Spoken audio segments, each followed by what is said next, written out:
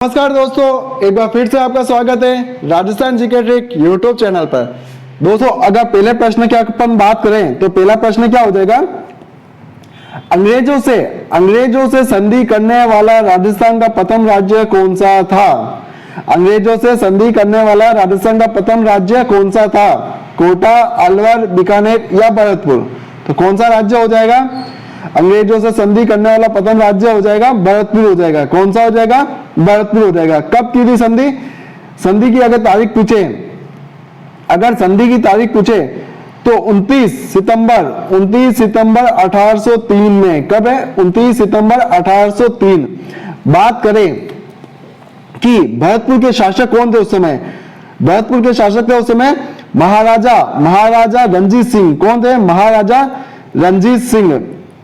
और अंग्रेजों के कौन थे उस समय गवर्नर? अंग्रेजों के उस समय गवर्नर थे लॉर्ड वेलेजली अंग्रेजों के गवर्नर थे। तो सही आंसर हो जाएगा ऑप्शन नंबर डी, भरतपुर। बढ़ते हैं प्रश्न नंबर 2 की तरफ। प्रश्न नंबर 2 क्या है? निम्न में से गोवंश की नस्ल नहीं है। निम्न में से गोवंश की नस्ल नहीं है। इसमें से कौन सी ऐसी नस्ल है जो गोवंश की नहीं है?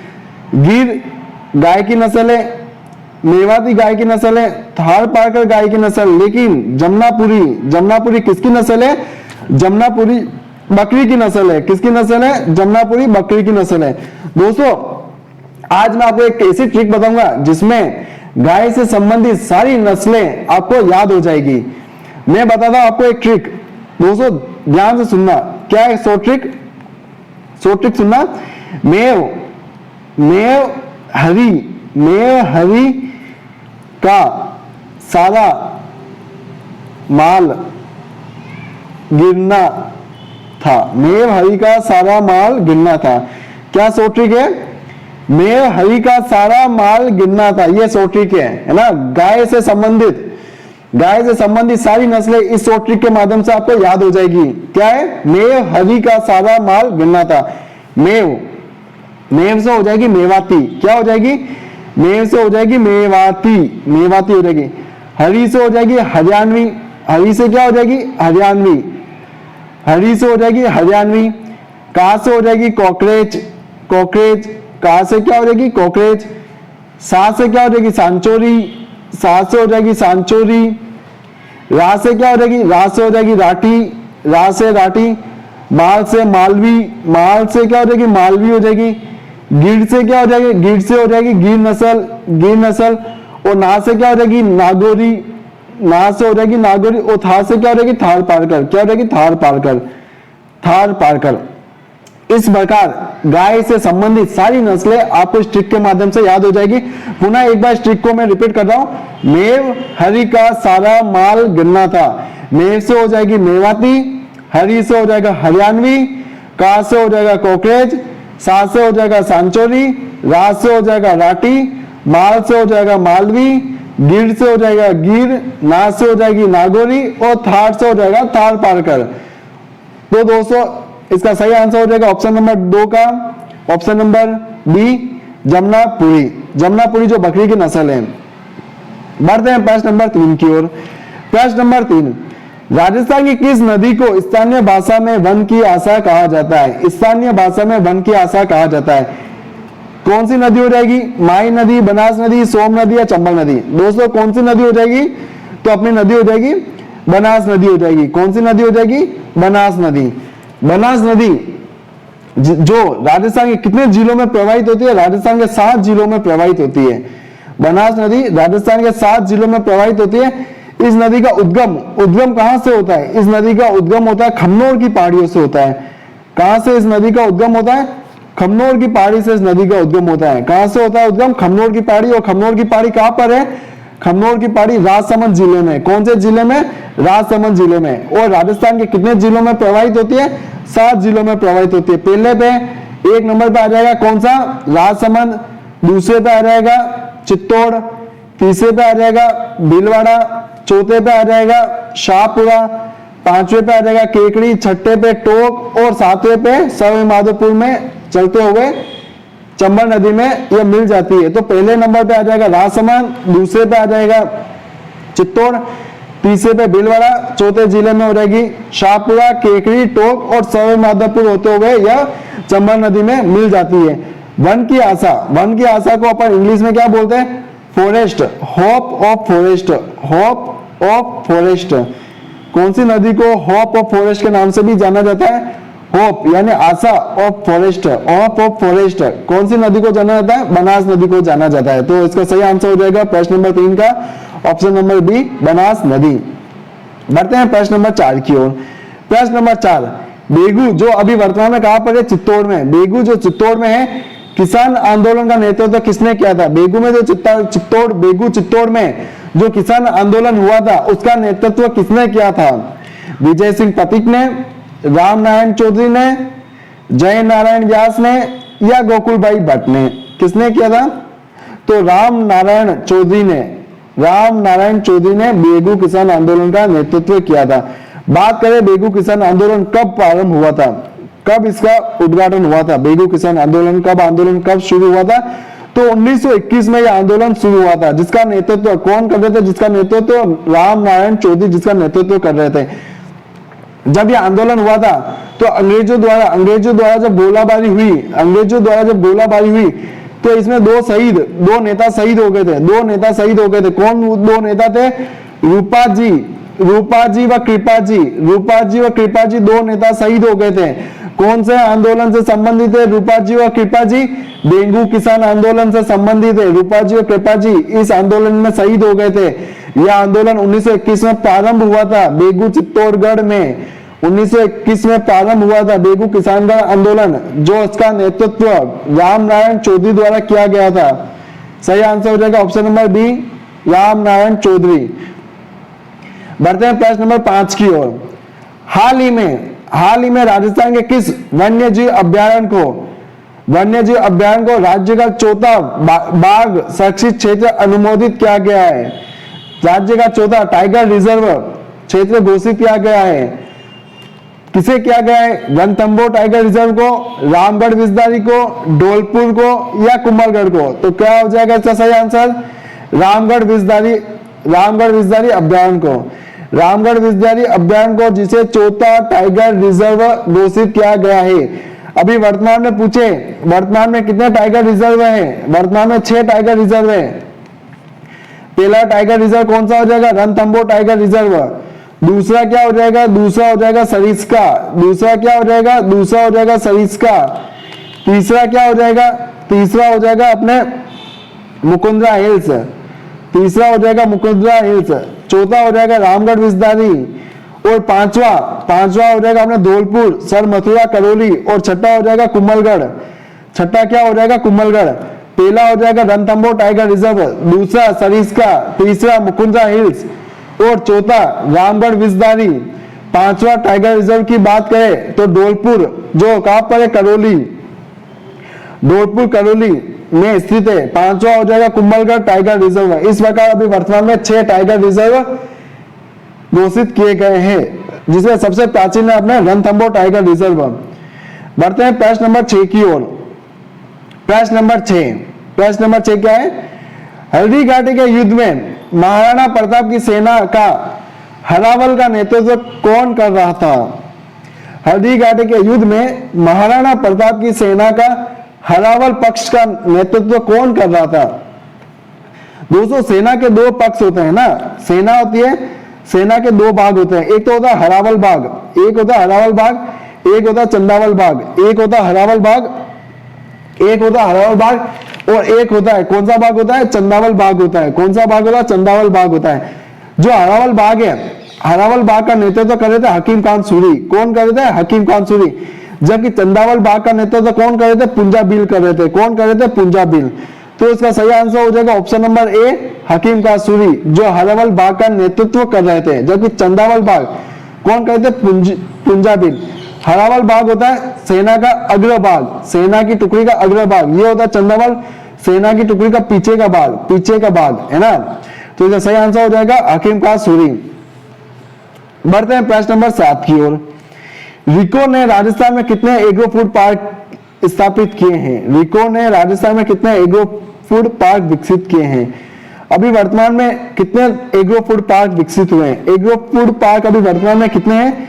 4 है, जबकि एक अभी वर्तमान में प्रस्तावित है, वर्तमान में अभी प्रस्तावित है एक, है ना। 4 + 1 हो जाएंगे, 4 + 1 हो जाएंगे, 4 तो अभी वर्तमान में है और एक अभी प्रस्तावित है, एक अभी प्रस्तावित है। अगर पूछे उद्देश्य एग्रो फूड पार्क का उद्देश्य क्या है, क्यों एग्रो फूड पार्क विकसित किए जा रहे हैं, तो कृषि आधारित उद्योगों को बढ़ावा देने के लिए, कृषि आधारित उद्योगों को बढ़ावा देने के लिए, उद्योगों को बढ़ावा देने के लिए ये एग्रो फूड पार्क विकसित किए जा रहे हैं। अभी वर्तमान में 4 हैं, एक अभी प्रस्तावित है। कहां पर प्रस्तावित है? झालावाड़ जिले में। कौन से जिले में? झालावाड़ जिले में अभी प्रस्तावित है, झालावाड़ जिले में प्रस्तावित है।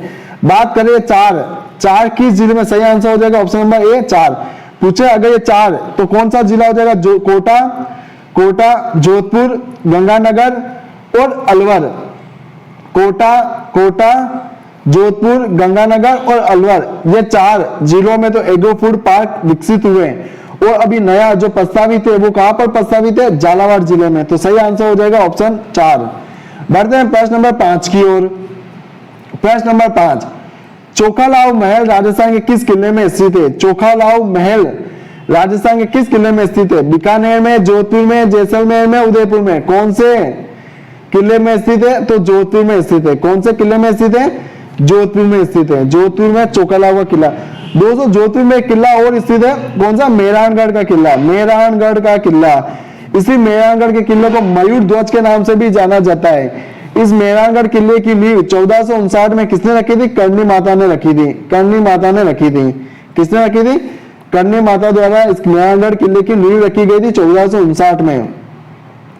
जो कौन से पठार पर स्थित है? मेसा के पठार पर स्थित है। कौन से पठार पर स्थित है? मेसा के पठार पर। बढ़ते हैं प्रश्न नंबर 9 की तरफ। प्रश्न नंबर 9, प्रश्न नंबर 9 क्या है? फंड बांधते समय पाबूजी के भोपों का वाद्य यंत्र कौन सा होता है? जो पाबूजी के भोपे होते हैं कौन सा वाद्य यंत्र का प्रयोग करते हैं? अलगोजा, मोरचंग, रावणहत्ता या खड़ताल। कौन से वाद्य यंत्र का प्रयोग करते हैं? तो रावणहत्ता वाद्य यंत्र का प्रयोग करते हैं। कौन से वाद्य यंत्र का प्रयोग करते हैं? रावणहत्ता वाद्य यंत्र। और रावणहत्ता वाद्य यंत्र कौन से प्रकार, किस प्रकार का वाद्य यंत्र है?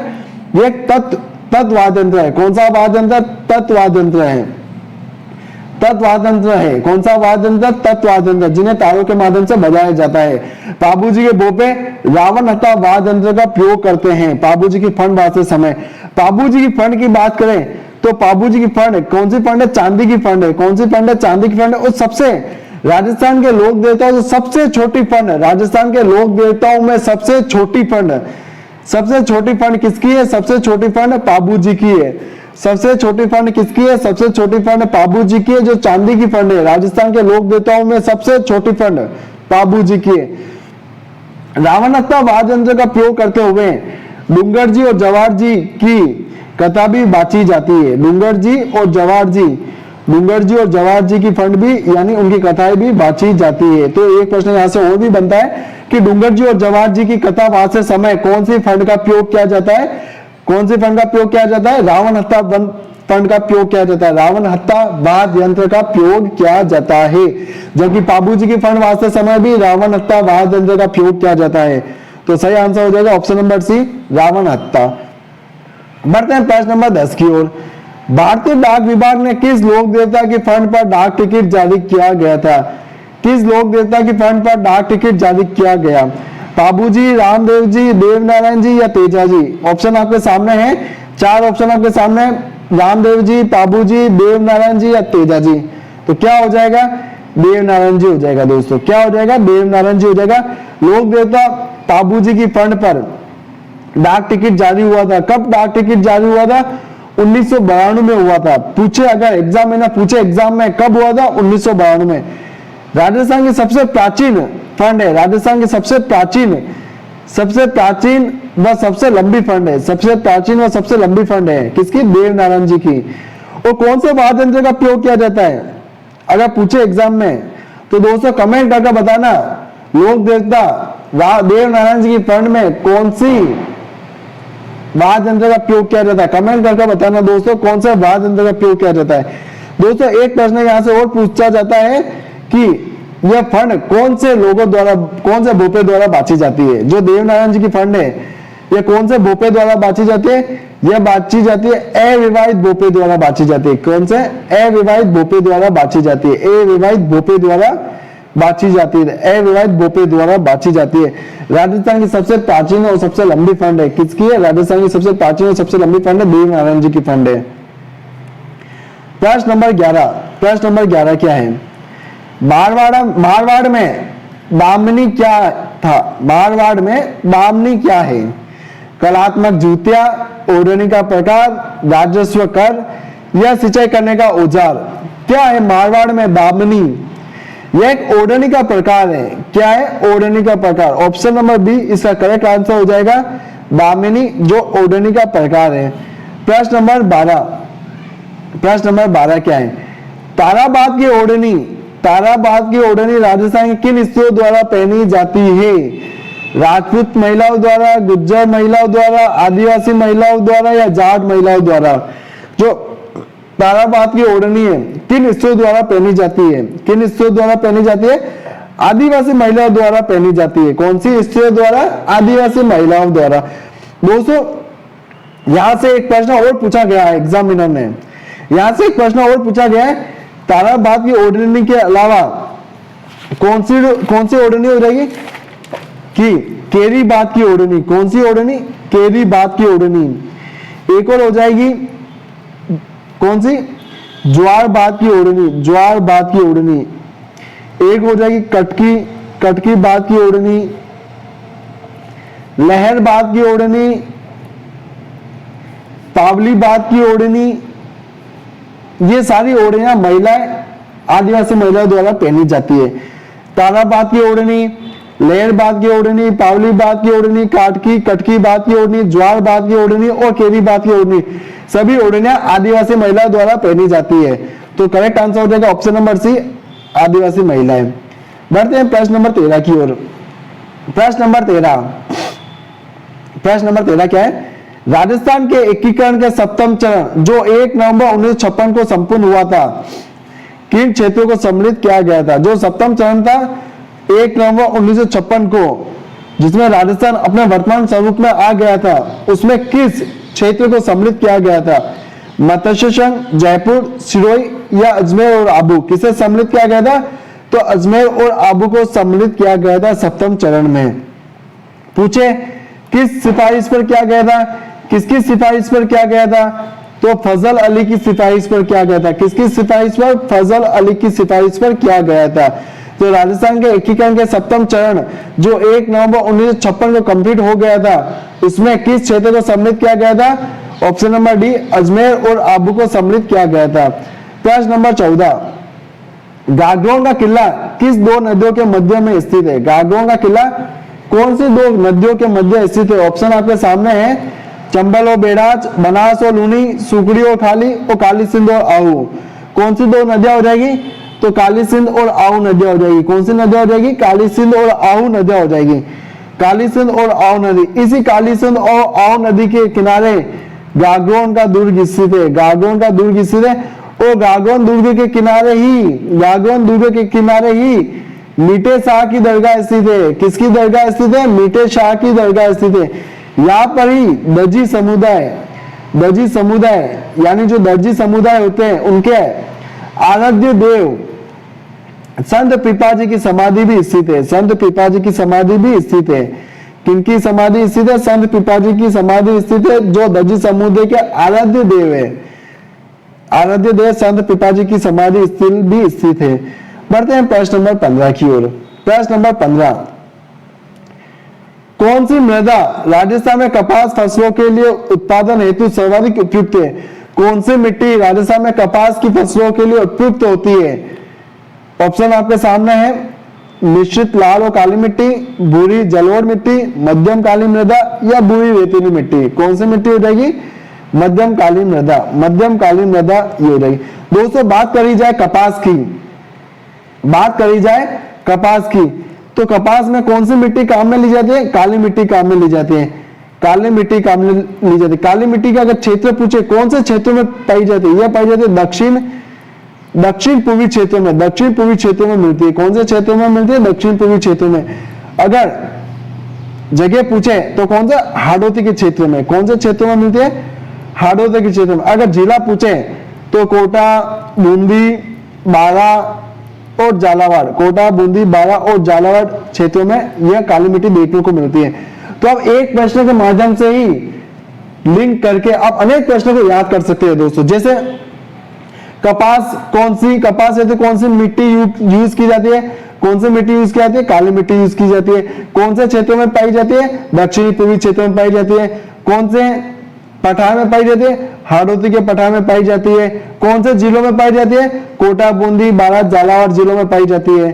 तो इसका सही आंसर हो जाएगा ऑप्शन नंबर सी, मध्यम काली मिट्टी। दोस्तों अगर हमारा वीडियो आपको पसंद आए तो इस वीडियो को अधिक से अधिक लाइक और शेयर करो, सब्सक्राइब करना ना भूलें।